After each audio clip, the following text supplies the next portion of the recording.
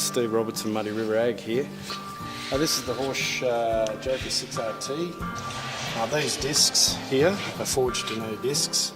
They're a 52 centimetre disc, and the first 100 millimetres of this disc, 4 inches, is a lot harder than what it is in the section around the bolt holes. And the reason that I make it a bit more flexible around here is so you don't get cracking around bolt holes and so forth.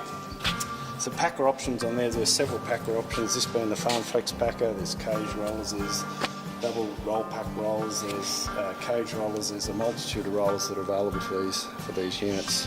One important factor, all the running gear across here with the grease for life bearings, there is no grease nipples anywhere across this unit. The only grease nipples that you'll find here is where the wing pivots are and some other rotational points here that don't need greasing.